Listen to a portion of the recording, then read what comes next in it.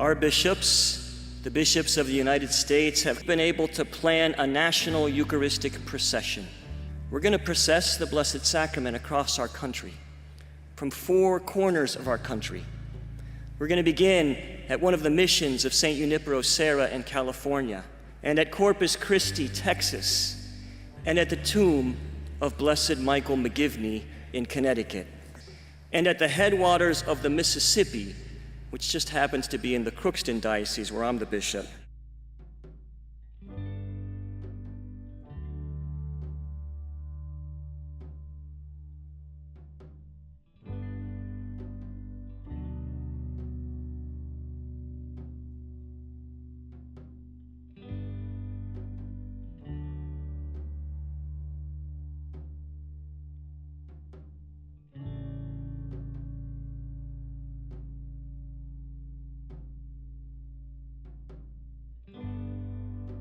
After adoration and benediction at St. Albert in Albertville, more than 1,000 pilgrims processed about 2.5 miles to St. Michael in St. Michael for an evening mass.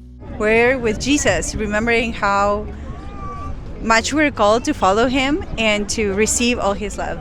The next 2 days, the Marian route stopped at St. Peter Claver in St. Paul and St. Anne, St. Joseph Hien in Minneapolis. May 26th, the 19th annual Eucharistic procession moved through northeast Minneapolis in conjunction with the National Eucharistic Pilgrimage this year. Later, Archbishop Bernard Hebda welcomed pilgrims during a Mass at the Basilica of St. Mary in Minneapolis, prior to adoration of the Blessed Sacrament.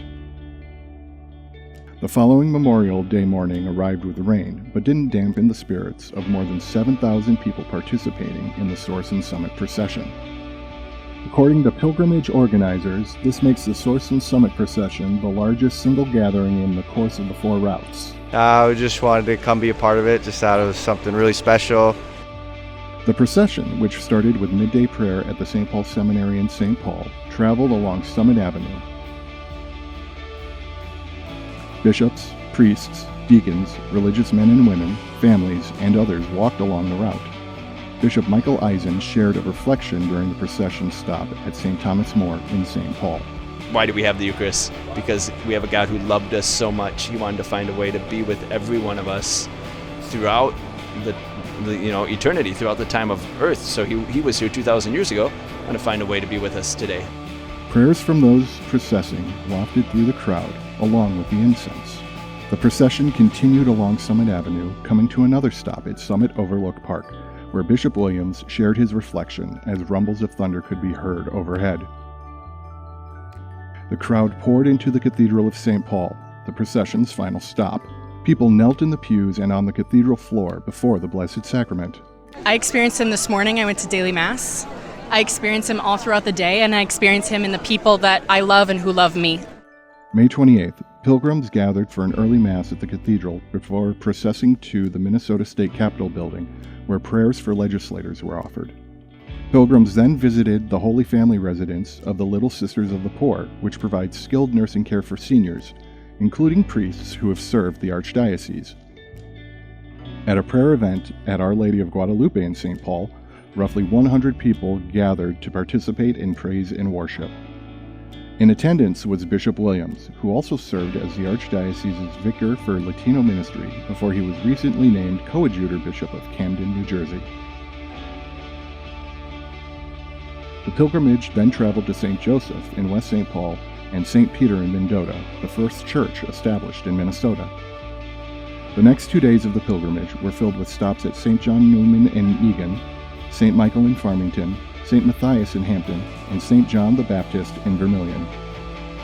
Pilgrims gathered at St. Mary in New Trier for Mass on the morning of the pilgrimage's final day in the Archdiocese. More than 100 people then processed, arriving at St. Paul in Zumbrota, then on to St. Michael in Pine Island. Archbishop Hebda spoke to those gathered after benediction at St. Michael about the graces extended through the pilgrimage.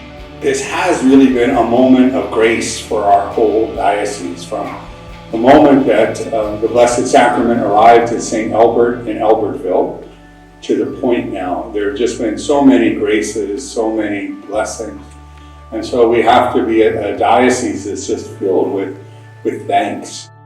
Pilgrims reflected as the procession exited the Archdiocese. Overall, the Marian route stopped at more than 24 archdiocesan locations and logged more than 100 miles before the Diocese of Winona-Rochester welcomed the pilgrimage on May 31st, en route to its final destination in Indianapolis and the National Eucharistic Congress.